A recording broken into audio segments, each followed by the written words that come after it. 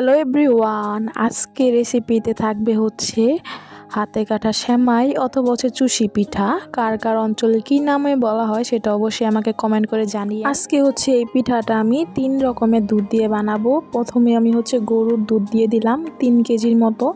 এই গরুর দুধ দেওয়ার পরে দিলাম হচ্ছে 1 কেজির মতো লিকুইড দুধ, মানে হচ্ছে প্যাকেটের যে দুধটা থাকে না সেটা হচ্ছে 1 কেজির মতো দিয়ে। এরপর দুধটা যখন একটু জাল হয়ে আসবে তখন আমি দিয়ে দিলাম একটা তেজপাতা ধুয়ে ভালো মতো। এই যে এটা হচ্ছে হাতে কাটা দান সেমাই বা হচ্ছে চুষি পিঠা, এটা হচ্ছে রেডিমেড কিনতে পাওয়া যায়। সেটাই হচ্ছে আমি দুধটা যখন নাকি জাল হয়ে যাবে তখন আমি চুষি পিঠাটা দিয়ে দিলাম। এখন হচ্ছে ভালো করে আমি ফুটিয়ে নিব।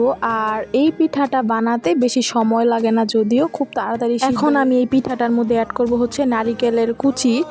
কেউ কেউ চাইলে আবার ব্যবহার নাও করতে পারেন, যেহেতু হচ্ছে আমার বাসায় ছিল ওই জন্য আমি নারিকেলের কুচিটা ব্যবহার। এখন আমি দিয়ে দিলাম পরিমাণ মতো লবণ। অবশ্যই লবণটা দিতে হবে, না হয় আবার মিষ্টির ব্যালেন্সটা ভালো করে হবে। এরপর যখন নাকি আমার চুষি পিঠাটা 60% মতো সিদ্ধ হয়ে গেছে তখন আমি দিয়ে দিলাম গুঁড়া। এখানে আমি 2 চামচের মতো গুঁড়া দুধ ব্যবহার করেছি। গুঁড়া দুধ ব্যবহার করে ভালো করে একটু মিশিয়ে নিব। এরপর লাস্ট পর্যায়ে যখন নাকি 80% সিদ্ধ হয়ে যাবে আমার হাতে কাটা ধান সেমাইটা, তখন আমি দিয়ে দিলাম পরিমাণ মতো চিনিটা। দিতে হবে যার যার স্বাদ মতো। অবশ্যই চিনিটা যে যেরকম মিষ্টি খেতে চান সেই রকম অনুযায়ী দিবেন। তারপর চিনিটা দিয়ে আমি চুলার আঁচটা আর হচ্ছে 15 মিনিটের মতো আমি জাল করে নেব। এই যে আমার চুষি পিঠা বানানোটা শেষ, খুবই ইজি কিন্তু বানানো।